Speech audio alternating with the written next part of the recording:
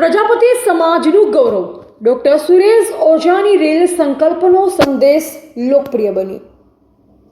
વઢિયાર પંથકના માનપુરા ગામના વતની અને હાલમાં રાધનપુર કોલેજમાં અધ્યાપક તરીકે ફરજ બજાવતા પ્રોફેસર ડોક્ટર સુરેશભાઈ ઓઝા પ્રજાપતિ, જે સંગીત સાહિત્ય અને ભજન પ્રેમી જીવ છે, તેમની એક નવી રીલ આજકાલ ખૂબ જ લોકપ્રિય બની રહી છે. સંકલ્પનો સંદેશ નામની આ રીલ સ્વચ્છતા અને પર્યાવરણ જાગૃતિના ઉત્તમ હેતુ સાથે બનાવવામાં આવી છે. શ્રી હેમચંદ્રાચાર્ય ઉત્તર ગુજરાત યુનિવર્સિટીના રાષ્ટ્રીય સેવા યોજના NSS વિભાગ દ્વારા રીલ તૈયાર કરવામાં આવી છે, જેનો મુખ્ય ઉદ્દેશ આવનાર ભવ્ય ભાદરવી પૂનમનો મેળો પ્લાસ્ટિક મુક્ત રહે તેનો મુખ્ય ઉદ્દેશ છે. આ રીલની વિશેષતા એ છે કે તેનું સ્ક્રિપ્ટ ડોક્ટર સુરેશ ઓઝાએ લખ્યું છે અને પોતાના જ અદ્ભુત અવાજમાં રજૂ કર્યું છે. 1 મિનિટની આ ટૂંકી રીલ લોકજાગૃતિ માટે શક્તિશાળી માધ્યમ બની રહી છે અને ઠેર ઠેર અકલ્પિત પ્રતિસાદ મળી રહ્યો છે. સમાજ અને વિદ્યાર્થીઓ માટે આ પ્રેરણારૂપ બનેલા ડોક્ટર ઓઝા વિવિધ સામાજિક મેળાવડામાં સ્ટેજ સંચાલન માટે પહેલેથી જ જાણીતા છે. આ નવી પહેલથી તેમણે માત્ર યુનિવર્સિટીનો જ નહીં પરંતુ સમગ્ર પ્રજાપતિ સમાજનો ગૌરવ વધુ ઊંચો કર્યો છે. AGP ન્યૂઝ ઇન્ડિયા હંમેશા સત્યની સાથે. આદ્યશક્તિમાં જગદંબાનું ઝળહળતું તેજ એટલે ભાદરવી પૂનમનો ભવ્ય મેળો. આ સમયે લાખો કરોડો ભાવિકો ચાલીને અંબાજી જતા હોય છે.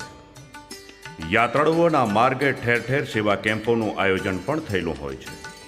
પણ શું તમે જાણો છો કે આ વખતે આપણે દરેક યાત્રાળુઓ તેમજ દરેક સેવા કેમ્પોમાં શું ધ્યાન રાખવાનું છે? આ વખતે આપણે મેળા પહેલાં આટલી બાબતે સભાન બની સહિયારો પ્રયત્ન કરીશું તો જરૂર આ ભાતીગળ મેળાને પ્લાસ્ટિક મુક્ત બનાવી શકીશું.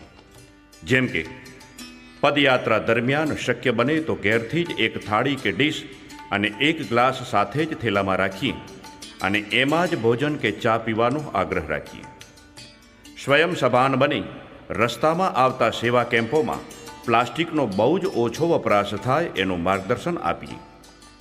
પ્લાસ્ટિક ઉપયોગથી થતા નુકસાનનો સભાન પ્રચાર અને પ્રસાર કરીએ અને સેવા કેમ્પોમાં વપરાતા પ્લાસ્ટિકના કપ કે પછી અન્ય કોઈ વસ્તુમાં ચા નાસ્તો કરવાનું જાતે ટાળીએ. તો આવો સાથે મળી સંકલ્પ કરીએ કે આ વખતનો ભાદરવી પૂનમનો ભાતીગળ ભવ્ય મેળો સ્વયં જાગી તેમજ બીજાને પણ જગાડી પ્લાસ્ટિક મુક્ત બનાવીએ. પ્રસ્તુતિ રાષ્ટ્રીય સેવા યોજના, શ્રી હેમચંદ્રાચાર્ય ઉત્તર ગુજરાત યુનિવર્સિટી, પાટણ.